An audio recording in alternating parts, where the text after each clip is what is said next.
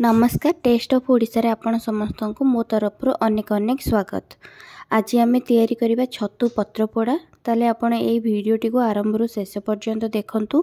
जदि भल लागिबो ए वीडियो आपन को ताले प्लीज लाइक एंड शेयर करिवे। आ जदि मो चैनल रे नुवा अछंती सब्सक्राइब करि दियंतु। आ पाखरे थिबा छोटो बेल आइकन को मध्य क्लिक करि देबे जहा द्वारा मो जहा भी वीडियो अपलोड करबी ताहार नोटिफिकेशन आपण मन पाखरे पहुंची जिवो। ताहले चलंतु स्टार्ट करिबा आजिर रेसिपी।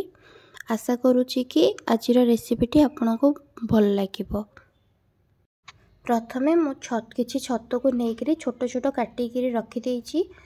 पत्र पाई हेले आपण कदली पत्र यूज करि परिबे, कखारु पत्र भी यूज करि परिबे। मु एठारे कखारु पत्र यूज करिछि। कखारु पत्र प्रथमे मु एठी कखारु पत्र आनिकिरी से कखारु पत्रटा को भलसे धोईकिरी सेथिरे छतु को रखिकिरी छोट छोट काटिथिबा छतु को सेथिरे रखिकिरी सेथिरे स्वाद अनुसार लूण, गोटे चम्मच हलदी, 2 स्पून सोरिष तेल, गोटे कंचा लंका से आउ रसुण 2टा पकईकरी मुझा को भल से पत्र रे ताको बांधी देइछि। एबे ताको मु गोटे कढ़ई नेइछि। तापर से 2 चम्मच सोरिष तेल एवं गैस लो फ्लेम रे रखिकिरी मु से पत्र सहित छतु को से कढ़ई रे रखिकिरी किछि टाइम पर्यंत मु घोड़ेइकिरी रखिछि। बे तार गोटे पाख साइड हेई सारिछि। जेतेबेले पत्रटी टिके पोड़ीबा टाइप रो देखा गला तो मु जानली एपट हेई सारिछि। तो मु ताको अलगा साइड तार मु ओल्टेइकिरी रखिबी। से स्लो फ्लेम रे गैस को रखिकिरी मु रखिबी। आ अगेन आउ थरे ताको किछि टाइम पर्यंत घोड़ेइकिरी रखि देइछि।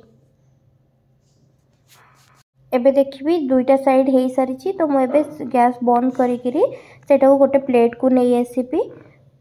एबे मु ताको प्लेट को आनी सारिकिरी सेथिरे थिबा रसुण लंका को चकटिकिरी सेथिरे छतु को भी ता सहित चकटिकिरी रखिबी।